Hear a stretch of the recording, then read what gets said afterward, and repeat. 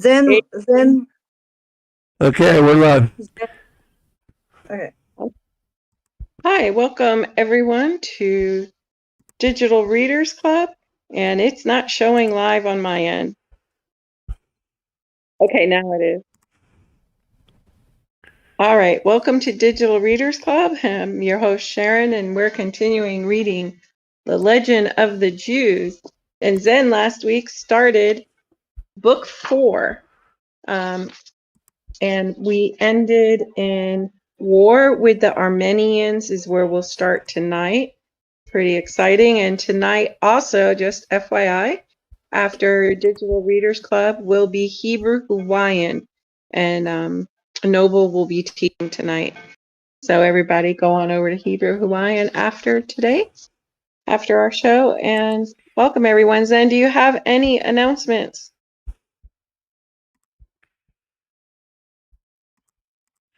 Yes, I hope that the system and the sound is all working. They told me that I might be breaking up, and if that happens, then I'll not read. But at least you can hear everybody else. Okay. All right, I'm gonna just not read. I'll just put myself on mute. You guys run it through.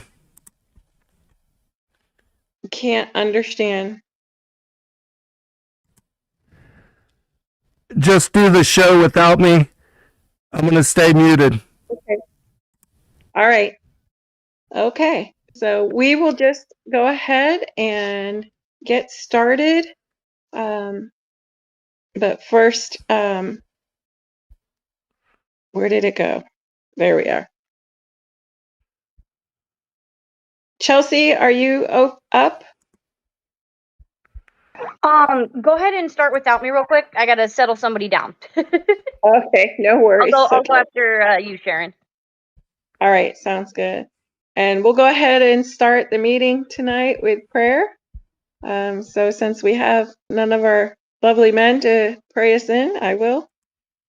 Heavenly Father, we come before you tonight and we ask you to give us ears to hear and eyes to see with your wisdom and understanding, and give us all a faithful and loyal heart. Remove any false foundations we have, Father, that our foundation can be built on your truth, and protect us from all the craziness of this world and that the enemy is trying to do to us, and help us to be a vessel of your light and your honor, Father, in your holy, mighty name. Amen. All right. Amen. Do you want me to start then? Yes, ma'am. Okay. War with the Armenians. Joshua's victorious course did not end with the conquest of the land. His war with the Armenians after Palestine was subdued marked the climax of his heroic deeds. Among the 31 kings whom Joshua had slain, there was one whose son, Shobach by name, was king of Armenia. With the purpose of waging war with Joshua, he united the 45 kings of Persia and Media, and they are joined by the renowned hero Japheth. The allied kings in a letter informed Joshua of their design against him as follows. The noble distinguished council of the kings of Persia and Media, to Joshua, peace. Thou wolf of the desert, we well know what you did to our kinsmen. Thou didst destroy our palaces. Without pity, thou didst slay young and old. Our fathers thou didst mow down with the sword, and their cities thou didst turn into desert. Know then that in the space of 30 days we shall come to thee, we, the 45 kings, each having 60,000 warriors under him, all them armed with bows and arrows, girt about with swords, all of us skilled in the ways of war, and with us the hero Japheth. Prepare now for the combat, and say not afterwards that we took thee at unawares. The messenger bearing the letter arrived on the day before the Feast of Weeks. Although Joshua was greatly wrought up by the contents of the letter, he kept his counsel until after the feasts, in order not to disturb the rejoicing of the people. Then at the conclusion of the feast, he told the people of the message that had reached him, so terrifying that ever he, the veteran warrior, trembled at the heralded approach of the enemy. Nevertheless, Joshua determined to accept the challenge. From the first words, his reply was framed to show the heathen how little their fear possessed him, whose trust was set in God. The introduction of his epistle reads as follows: In the name of the Lord, the God of Israel, who saps the strength of the iniquitous warrior and slays the rebellious sinner, he breaks up the assemblies of marauding transgressors, and he gathers together in council the pious and the just scattered abroad. He, the God of all gods, the Lord of all lords, the God of Abraham, Isaac, and Jacob. God is the Lord of war. From me, Joshua, the servant of God, and from the holy and chosen congregation to the impious nations who pay worship to images and prostrate themselves before idols. No peace unto you, saith my God. Know that ye acted foolishly to awaken the slumbering lion, to rouse up the lion's whelp, to excite his wrath. I am ready to pay you your recompense.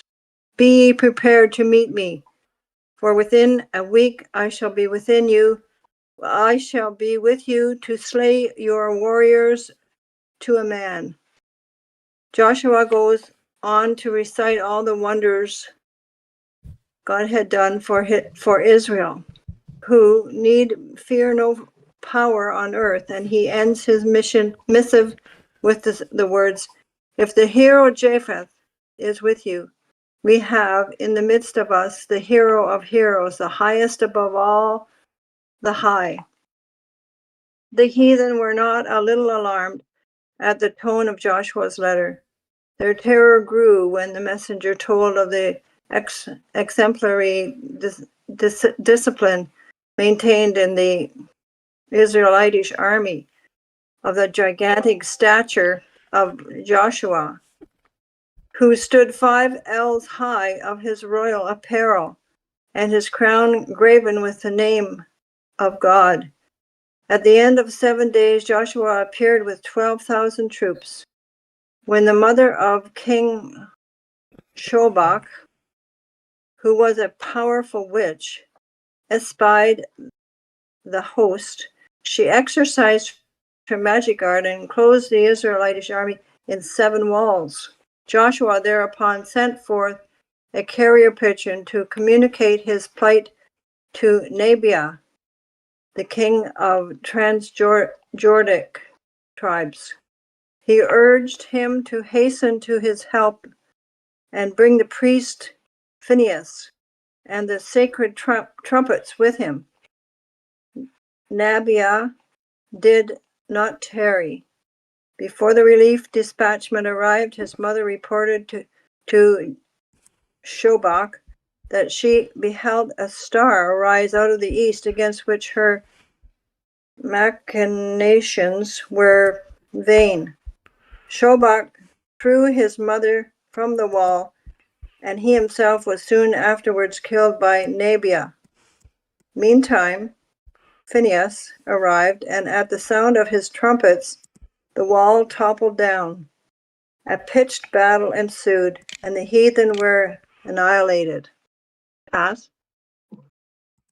At the end of 7 years of warfare, Joshua could at last venture to parcel out the conquered land among the tribes. This was the way he did it.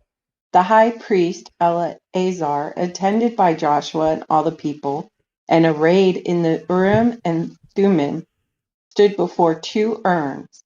One of the urns contained the names of the tribes, the other the names of the districts into which the land was divided. The Holy Spirit caused him to exclaim, Zebulon! When he put his hand into the first urn, lo, he drew forth the word Zebulon. And from the other came the word Acho, meaning the district of Acho. Thus it happened with each tribe in succession, in order that the boundaries might remain fixed. Joshua had had the Hezbollah planted between the districts. The rootstock of this plant, once established in a spot, it can be exterminated only with the greatest difficulty. The plow may draw deep furrows over it, yet it puts forth new shoots and grows up again amid the grain, still marking the old division lines. In connection with the allotment of the land, Joshua issued 10 ordinances intended, in a measure, to restrict the rights in private property. Pasturage in the woods was to be free to the public at large. Anyone was permitted to gather up bits of wood in the field. The same permission to gather up all grasses, whether they might grow, unless they were in a field that had been sown with fenugreek, which needs grass for protection. For grafting purposes, twigs could be cut from any plant except the olive trees. Water springs belonged to the whole town.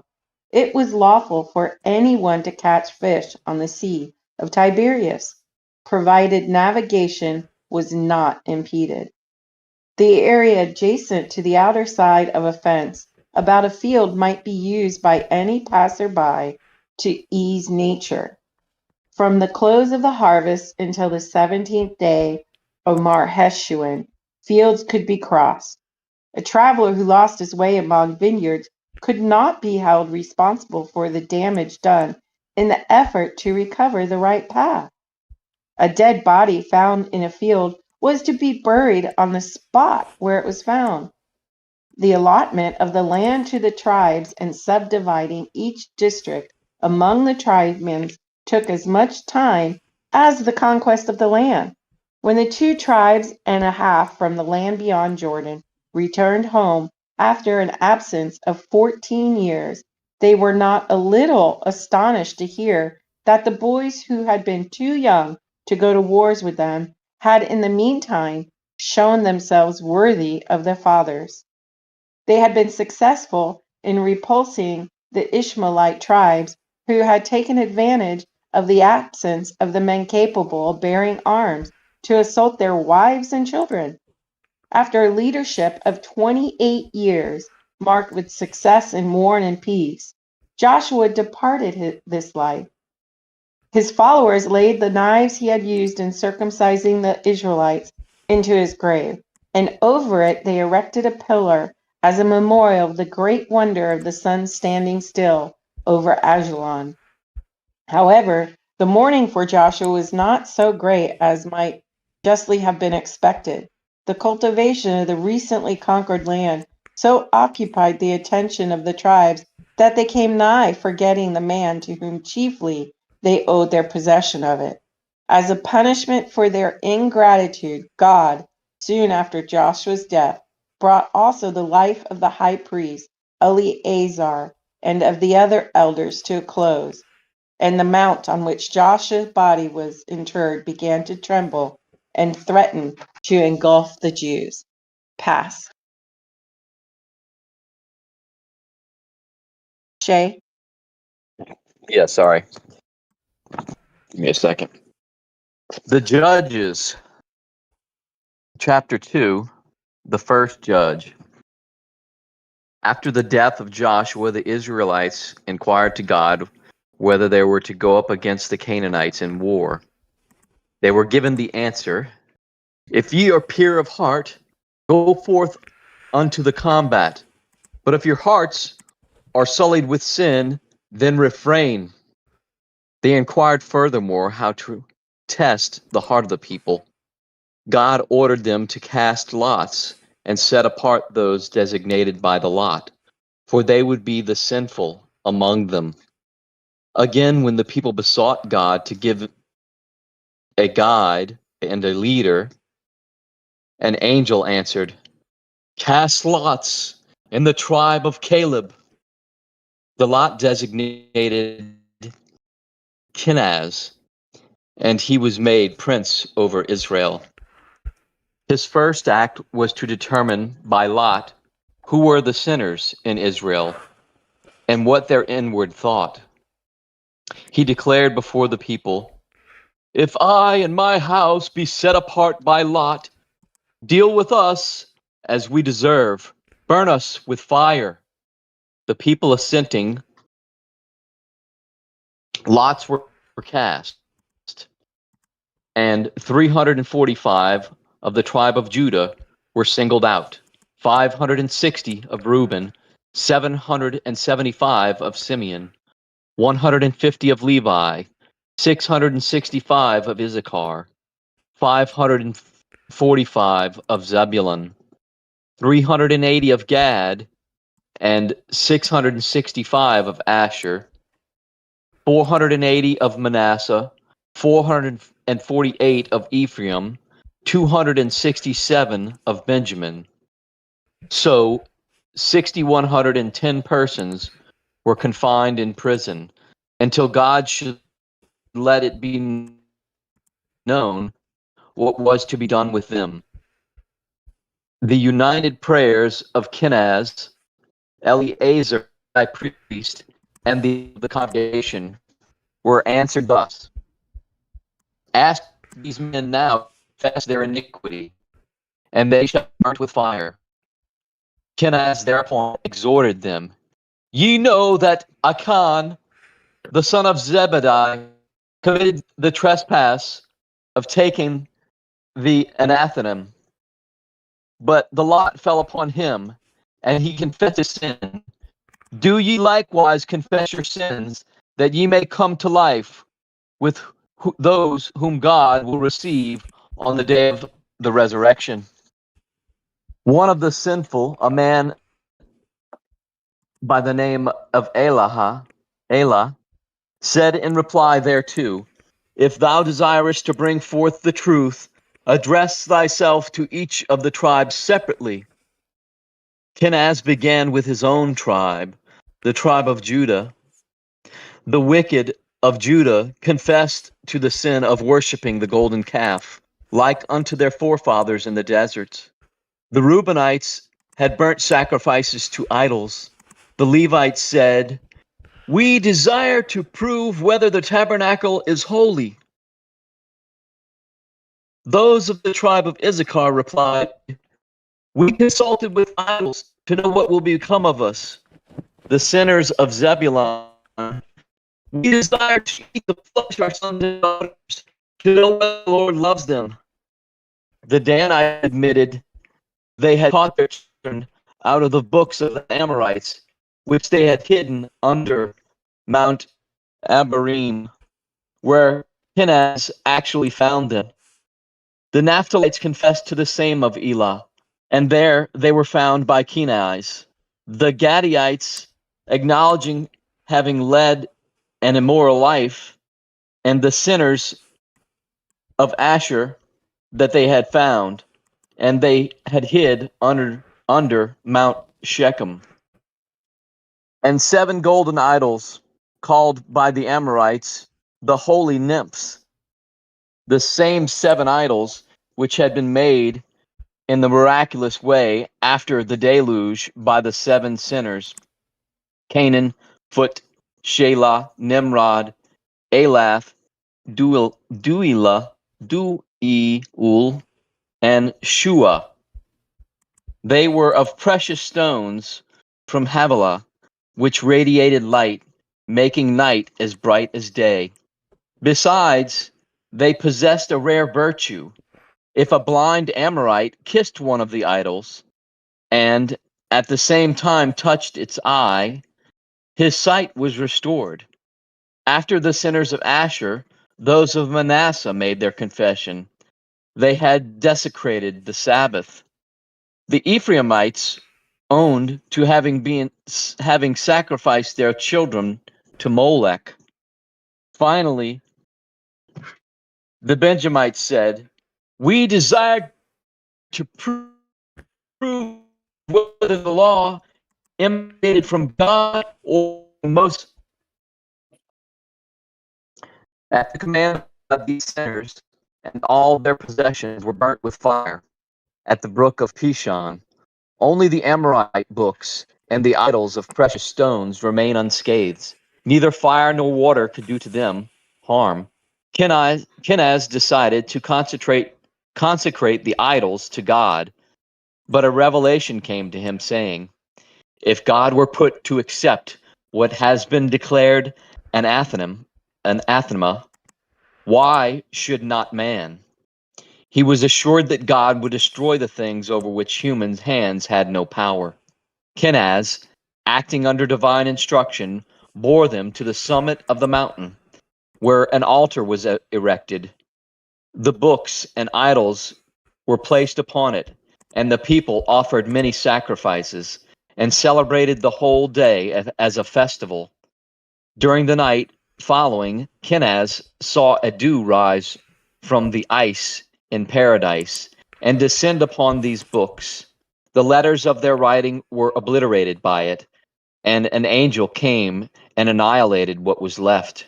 During the same night, an angel carried off the 7 gems and threw them to the bottom of the sea. Meanwhile, a second angel brought 12 other gems, engraving the names of the 12 sons of Jacob upon them, one name upon each. No 2 of these gems were alike. The first, to bear the name of Reuben, was like sardust. The second, for Simeon, was like topaz. The third, Levi, like emerald. The fourth, Judah, like carbuncle. The fifth, Issachar, like sapphire. The sixth, Zebulon, like jasper. And the seventh, Dan, like ligure. The eighth, Naphtali, like amethyst. The ninth, Gad, like agate. The 10th, Asher, like cryosolite. The 11th, Joseph, like beryl. And the 12th, Benjamin, like onyx. Pass. Now, God is. I'm just wondering if. Now God command. Hold on. I'm Go good. ahead, Chelsea. I got you. Now Okay. God commanded Kenaz to deposit 12 stones in the holy ark, and they were to remain until such time as Solomon should build the temple and attach them to the cherubim. Furthermore, this divine communication was made to Kenaz, and it shall come to pass when the sin of the children of men shall have been completed by defiling my temple. The temple they themselves shall build, that I will take these stones, together with the tables of the law, and put them in the place whence they were removed of old, and there they shall remain until the end of all time. And when I will visit the inhabitants of the earth, then I will take them up, and they shall be an everlasting light to those who love me and keep my commandments. When Kenaz bore the stones to the sanctuary, they illuminated the earth like unto the sun at midday. The campaigns of Kenaz. After these preparations, Kenaz took the field against the enemy with 300,000 men. The first day he slew 8,000 of the foe, and the second day 5,000.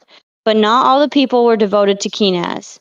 Some murmured against him, and calumniating him, said, "Kenaz stays at home while we expose ourselves on the field." The servants of Kenaz reported these words to him.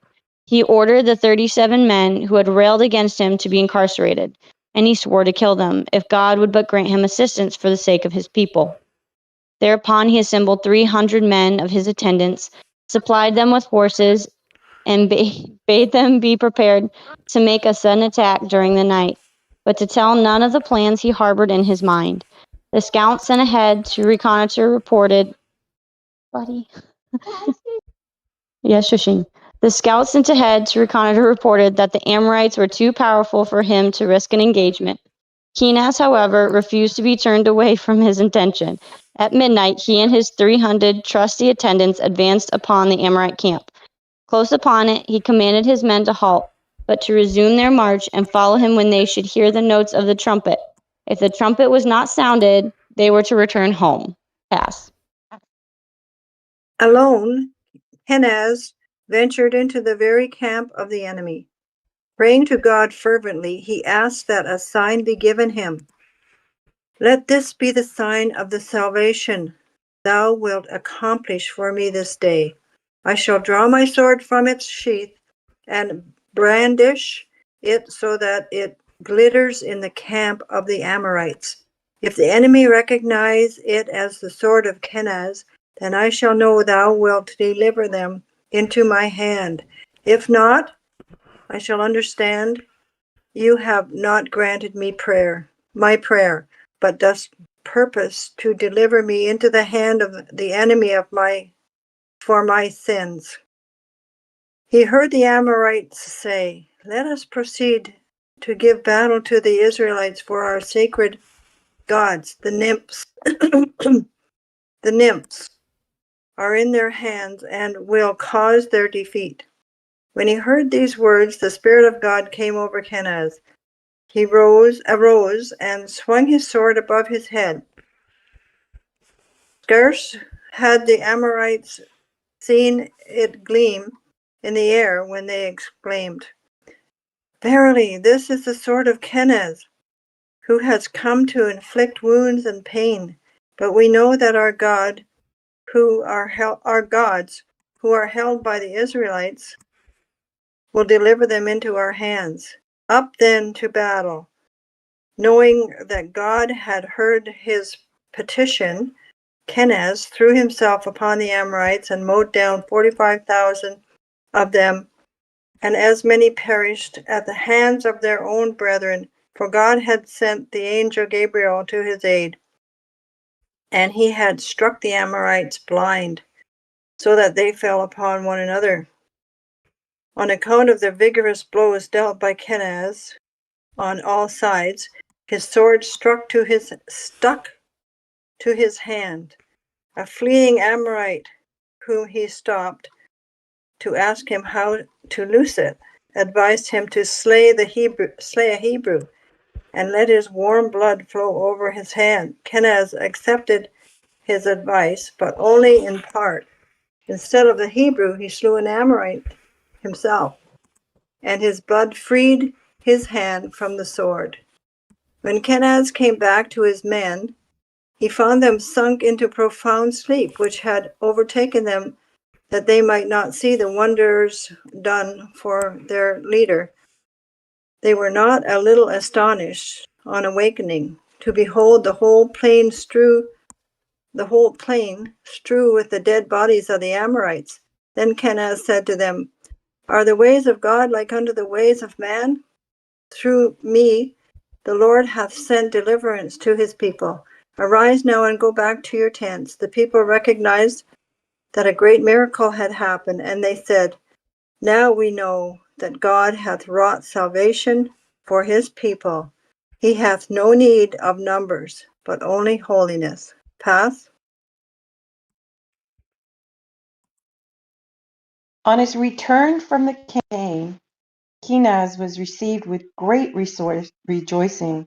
The whole people now gave thanks to God for having put him over them as their leader. They desired to know how he had won the great victory. Kenaz only answered, ask those who are with me about my deeds. His men were there thus forced to confess that they knew nothing. Only on awakening they had seen the plain full of dead bodies, without being able to account for their being there. Then Kenaz turned to the 37 men in prison before he left for the war, for having cast aspersions upon him. Well, he said, what charge have you to make against me?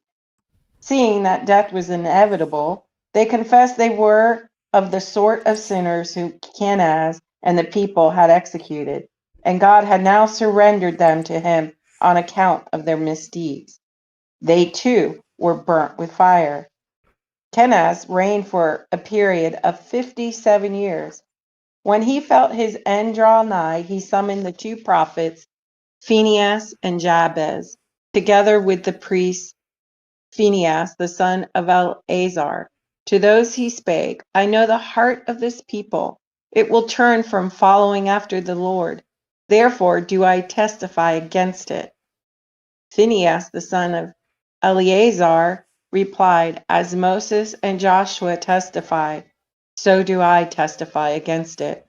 For Moses and Joshua prophesied concerning the vineyard, the beautiful planting of the Lord, which knew not who had planted it, and did not recognize him who cultivated it, so that the vineyard was destroyed and brought forth no fruit. These are the words my father commanded me to say unto his people. Kenaz broke out into loud wailing, and with the elders and the people they wept until eventide, saying, Is it for the iniquity of the sheep that the shepherd must perish? May the Lord have compassion upon his inheritance, that it may not work in vain. The Spirit of God descended upon Kenaz, and he beheld a vision. He prophesied that this world would continue to exist only 7,000 years, to be followed then by the kingdom of heaven.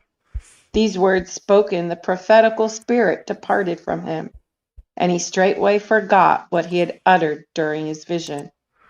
Before he passed away, he spoke once more, saying, If such be the rest which the righteous obtain after their death, it were better for them to die than live in this corrupt world and see its iniquities. As Kenaz left no male heirs, Zebulun was appointed his successor. Mindful of the great service Kenaz had performed for the nation, Zebul acted a father's part toward the three unmarried daughters of his predecessor. At his insistence, the people assigned a rich marriage proportion to each of them. They were given great domains as their property. The oldest of the three, Athema by name, he married to Elizaphan. The second, Phila to Odihel, and the youngest, Zilpath, to Joel. Zedul, the judge, instituted a treasury at Shiloh. He bade the people bring contributions, whether of gold or of silver. They were only to take heed not to carry anything thither that had originally belonged to an idol. His efforts were crowned with success. The freewill offerings to the temple treasure amounted to 20 talents of gold and 250 talents of silver. Zebul's reign lasted 25 years. Before his death, he admonished the people solemnly to be God-fearing and observant of the law. Pass. Othniel. Othniel was a judge of a very different type. Contemporary said that before the son of Joshua went down, the son of Othniel, his successor in the leadership of the people, appeared on the horizon. The new leader's real name was Judah. Othniel was one of his epithets, as Jabaz was another. Among the judges, Othniel represents the class of scholars. His acumen was so great that he was able, by dint of dialect reasoning, to restore the 700 traditions that Moses had taught the people, and which had been forgotten in the time of mourning for Moses. Nor was his zeal for the promotion of the study of the Torah inferior to his learning.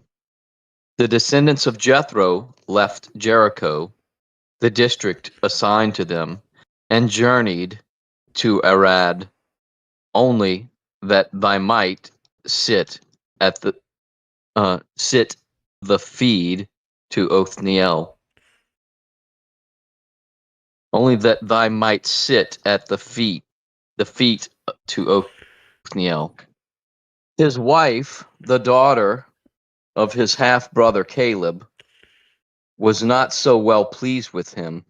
She complained to her father that her husband's house was bare of all earthly goods, and his only possession was knowledge of the Torah.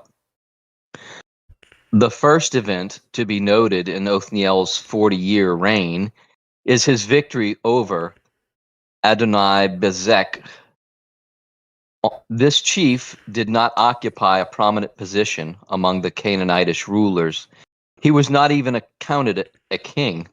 Nevertheless, he had conquered 70 foreign kings. The next event was the capture of Luz by the Israelites. The only way to gain entrance into Luz was by a cave, and the road to the cave lay through a hollow almond tree. If the secret approach to the city had not been betrayed by one of its residents, it would have been impossible for the Israelites to reach it. God rewarded the informer who put the Israelites in the way of capturing Luz. The city he founded was left unmolested, both by Sennacherib and Nebuchadnezzar, and not event the angel of death has power over its inhabitants. They never die unless weary of life. They leave the city. The same good fortune did not mark Othniel's reign throughout. For 80 years, Israel suffered oppression, and at the hands of Cushan, the evildoer, who in former days had threatened to destroy the patriarch Jacob, as he was now endeavoring to destroy the descendants of Jacob. For Cushan is only another name for Laban. Othniel, however, was held so little answerable for the causes that had brought on the punishment of the people that God granted him eternal life. He is one of the few who reach paradise alive. Pass. Boaz and Ruth. The story of Ruth came to pass 100 years after Othniel's reign. Conditions in Palestine were of such a nature that if a judge said to a man, "Remove the mote from thine eye," his reply was, "Do thou remove the beam from thine own?" To chastise the Israelites, God sent down them one of the 10 seasons of famine, which he had ordained as disciplinary measures for mankind, from the creation of the world until the advent of the Messiah. Elimelech and his sons, who belonged to the aristocracy of the land, attempted neither to improve the sinful generation whose transgressions had called forth the famine, nor alleviated the distress that prevailed about them. They left Palestine and thus withdrew themselves from the needy who had counted upon their help. They turned their face to Moab. There, on account of their wealth and high descent, they were made officers in the army. Mahlon and Chilion, the sons of Elimelech, rose to higher distinction. They married the daughters of the Moabite king Eglon, but this did not happen until after the death of Elimelech, who was opposed to intermarriage with the heathen. Neither the wealth nor the family connections of the two men helped them before God. First, they sank into poverty, and as they continued in their sinful ways, God took their life. Naomi, their mother, resolved to return to her home. Her 2 daughters-in-law were very dear to her on account of the love they had borne her sons, a love strong even in death, for they refused to marry again. Yet she would not take them with her to Palestine, because she foresaw the contemptuous treatment in store for them as Moabitish women. Orpah was easily persuaded to remain behind. She accompanied her mother-in-law a distance of 4 miles, and then she took leave of her, shedding only 4 tears as she bade her farewell. Subsequent events showed that she had not been worthy of entering into the Jewish communion, for scarcely had she separated from Naomi when she abandoned herself to an immoral life. But with God, nothing goes unrewarded. For the 4 miles with Orpah traveled with Naomi, she was recompensed by bringing forth 4 giants, Goliath and his 3 brothers. Ruth's bearing and history were far different. She was determined to become a Jewess, and her decision could not be shaken by what Naomi, in compliance with the Jewish injunction, told her of the difficulties of the Jewish law. Naomi warned her that the Israelites had been enjoined to keep Sabbaths and feast days. and that the daughters of Israel were not in the habit of frequenting the theaters and circuses of the heathen.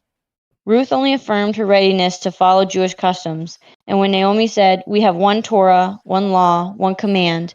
The eternal our God is one, there is none beside him," Ruth answered, "Thy people shall be my people, thy God my God." So the two women journeyed together to Bethlehem. They arrived there on the very day on which the wife of Boaz was buried, and the concourse assembled for the funeral saw Naomi as she returned to her home. Ruth supported herself and her mother-in-law sparsely with the ears of grain which she gathered in the fields. Association with so pious a woman as Naomi had already exercised great influence upon her life and ways. Boaz was astonished to notice that if the reapers let more than 2 ears fall, in spite of her need she did not pick them up, for the gleaning assigned to the poor by law does not refer to quantities of more than 2 ears inadvertently dropped at one time. Boaz also admired her grace, her decorous conduct, her modest demeanor. When he learned who she was, he commended her for attachment to Judaism. To his praise she returned, "Thy ancestors found no delight, even in Timnah, the daughter of a royal house. As for me, I am a member of a low people, abominated by thy God and excluded from the assembly of Israel." For the moment Boaz failed to recollect the halakha bearing on the Moabites and Ammonites. A voice from heaven reminded him that only their males were affected by the command of exclusion. This he told to Ruth, and he also told her of a vision he had concerning her descendants. For the sake of the good she had done to her mother-in-law, kings and prophets would spring from her womb. Boaz showed kindness not only to Ruth and Naomi, but also to their dead. He took upon himself the decent burial of the remains of Elimelech and his 2 sons. All this begot in Naomi the thought that Boaz harbored the intention of marrying Ruth. She sought to coax the secret, if such there was, from Ruth. When she found that nothing could be elicited from her daughter-in-law, she made Ruth her partner in a plan to force Boaz into a decisive step. Ruth adhered to Naomi's directions in every particular, except that she did not wash and anoint herself and put on fine raiment until after she had reached her destination. She feared to attract the attention of the lustful as she walked along the road decked out in unusual finery. Pass. The moral conditions of those days were very reprehensible. Though Boaz was high-born and a man of substance, yet he slept on the threshing floor, so that his presence might act as a check upon profligacy. In the midst of his sleep, Boaz was startled to find someone next to him. At first he thought it was a demon. Ruth calmed his disquietude with these words: "Thou art the head of the court. Thy ancestors were princes. Thou art thyself an honorable man and a kinsman of my dead husband. As for me, who am in the flower of my years, since I left the home of my parents, where homage is rendered unto idols, I have been constantly menaced by the dissolute young men around. So I have come hither, that you who art the Redeemer may spread out thy skirt over me." Boaz gave her the assurance that if his older brother Tob failed her, he would assume the duties of a Redeemer. The next day he came before the tribunal of the Sanhedrin to have the matter adjusted. Tob soon made his appearance, for an angel led him to the place where he was wanted, that Boaz and Ruth might not have long to wait. Tob, who was not learned in the Torah, did not know that the prohibition against the Moabites had reference only to males. Therefore, he declined to marry Ruth. So she was taken to wife by the octogenarian Boaz. That means he's 80. Ruth herself was 40 years old at the time of his second marriage, and it was against all expectations that her union with Boaz should be blessed with offspring, a son Obed the pious. Ruth lived to see the glory of Solomon, but Boaz died on the day after the wedding. pass.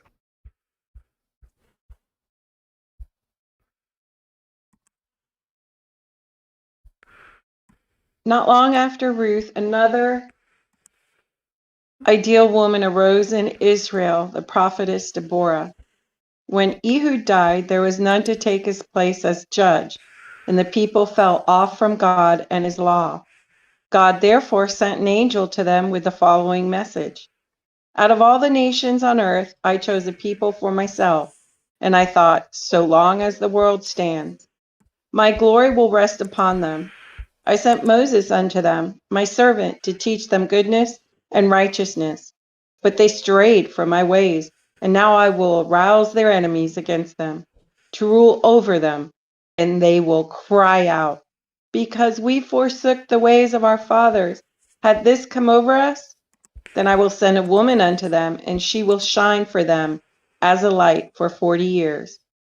The enemy who God raised up against Israel was Jabin, the king of Hazor, who oppressed him sorely. But worse than the king himself was his general Sisera, one of the greatest heroes known to history. When he was 30 years old, he had conquered the whole world. The sound of his voice, the strongest of walls, fell in a heap, and the wild animals in the woods were chained to the spot by fear. The proportions of his bodies were vast beyond description. He took a bath in the river and dived beneath the surface. Enough fish were caught in his beard to feed a multitude, and it required no less than 900 horses to draw the chariot in which he rode. To rid Israel of this tyrant, God appointed Deborah and her husband Barak. Barak was an ignoramus, like most of his contemporaries. It was a time singularly deficient to scholars. In order to do something meritorious in connection with the divine service, he carried candles at his wife's insistence to the sanctuary, wherefore he called Lipidoth flames. Deborah was in the habit of making the wicks on the candles very thick so that they might burn a long time. Therefore God distinguished her. He said, Thou takest pains to shed light in my house, and I will let thy light shine abroad in the whole land. Thus it happened that Deborah became a prophetess and a judge. She just dispensed judgment in the open air, for it was not becoming that men should visit a woman in her house. Prophetess though she was yet subjected to the frailties of her sex. Her self-consciousness was inordinate. She sent for Barak to come to her instead of going to him, and in her songs she spoke more of herself than was seemly. The result was that the prophetical spirit departed from her for a time while she was composing her song. The salvation of Israel was effected only after the people assembled on the Mount of Judah had confessed their sins publicly before God and besought his help. A 7 days fast was proclaimed for men and women, for young and old. Then God resolved to help the Israelites, not for their sakes, but for the sake of keeping the oath he had sworn to their forefathers, never to abandon their seed. Therefore he sent Deborah unto them. The task allotted to Deborah and Barak to lead the attack upon Sisera was by no means slight. It is comparable with nothing less than Joshua's undertaking to conquer Canaan. Joshua had triumphed after only 31 of the 36 kings of Palestine, leaving at large as many as he had subdued. Under the leadership of Sisera, these 31 unconquered kings opposed Israel. No less than 40,000 armies, each counting 100,000 warriors, were arrayed against Deborah and Barak. God aided Israel with water and fire. The river Kishon and all the fiery host of heaven, except the star of Meroz, fought against Sisera. The Kishon had long before been pledged to play its part in Sisera's overthrow. When the Egyptians were drowned in the Red Sea, God commanded the angel of the sea to cast their corpses on the land, that the Israelites might convince themselves of the destruction of their foes. And those of little faith might not say afterward that the Egyptians, like the Israelites, had reached dry land. The angel of the sea complained of the improper propriety of withdrawing a gift. God mollified him with the promise of future compensation. The Kishon was offered as security that he would receive half as many bodies again as he was now willing giving up. When Sisera's troops sought relief from the scorching fire of the heavenly bodies in the coolness of the waters of the Kishon, God commanded the river to redeem its pledge. And so the heathen were swept down into the sea by the waves of the river Kishon, wherein the fishes in the sea exclaim, and the truth of the Lord endureth forever. Pass. Sisera's lot was no better than the lot of the men. He fled from the battle on horseback after witnessing the annihilation of his vast army. When Jael saw him approach, she went to meet him arrayed in rich garments and jewels. She was unusually beautiful, and her voice was the most seductive ever a woman possessed. These are the words she addressed to him. Enter and refresh thyself with food, and sleep until evening. And then I will send my attendants with thee to accompany thee, for I know thou wilt not forget me, and thy recompense will not fail. When Sisera, on stepping into her tent, saw the bed strewn with roses, which Jael had prepared for him, he resolved to take her home to his mother as his wife, as soon as his safety should be assured. He asked her for milk to drink, saying, My soul burns with the flame which I saw in the stars contending for Israel. Jael went forth to milk her goat, meantime supplicating God to grant her his help. I pray to thee, O Lord, to strengthen thy maidservant against the enemy. By this token shall I know that thou wilt aid me, if when I enter the house, Sisera will awaken and ask for water to drink. Scarcely had Jael crossed the threshold when Sisera awakened and begged for water to quench his burning thirst. Jael gave him wine mixed with water, which caused him to drop into a sound sleep. The woman then took a wooden spike in her left hand, approached the sleeping warrior, and said, This shall be a sign that thou wilt deliver him into my hand if I draw him from the bed down on the ground without awakening him. She tugged at Sisera, and in very truth, he did not awaken, even when he dropped from the bed to the floor. Then Jael prayed, O God, strengthen the arm of thy maidservant this day, for thy sake, for the sake of thy people, and for the sake of those that hope in thee. With a hammer she drove the spike into the temple of Sisera, who cried out as he was expiring, Oh, that I should lose my life by the hand of a woman! Jael's mocking retort was, Descend to hell and join thy fathers, and tell them that thou didst fall by the hand of a woman. Barak took charge of the body of the dead warrior, and he sent it to Sisera's mother, Thimach, with the message, Here is thy son whom thou didst expect to see returning laden with booty.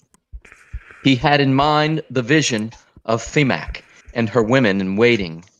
When Sisera went forth to battle, their conjuring tricks had shown him to them as he lay on the bed of the Jewish woman. This they had interpreted to mean that he would return with Jewish captives. One damsel, two damsels for every man, that they said, Great therefore was the disappointment of Sisera's mother. No less than 100 cries did she utter over him. Deborah and Barak thereupon intoned a song of praise, thanking God for the deliverance of Israel out of the power of Sisera, and reviewing the history of the people since the time of Abraham. After laboring for the weal of her nation for 40 years, Deborah departed this life. Her last words to the weeping people were an exhortation not to depend upon the dead. They can do nothing for the living, so long as a man is alive. His prayers are efficacious for him and for others. They avail not once he is dead. The whole nation kept a 70 days period of mourning in honor of Deborah, and the land was at peace for 7 years. Pass. Okay, we're going to stop right there, and we'll continue on next week with Gideon. Just a quick reminder, anybody for Hebrew Hawaiian, they will be on tonight. Noble will be teaching, so go on over to Hebrew Hawaiian. And Zen, is there anything you want to say before we end the show?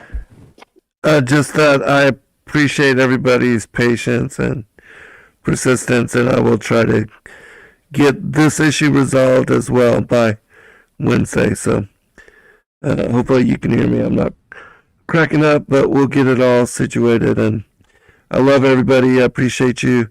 Have great holidays. Be blessed. Hang out with your family. Right. Thank you, Zen, so much. We appreciate all you do. Thank you. We understand it's very frustrating for you. And we appreciate you as well, Sharon. And we'll pray for your family and everybody. I pray for all of you daily. Yeah, and thank you to the mods. And Yes. I apologize to Sue. I did not mean to do that. So, all right, everyone, have a very blessed week, and may we all continue to grow in our Messiah. Amen. Shalom. Shalom. Good night, all. Shalom. God bless. Night. Good night, y'all.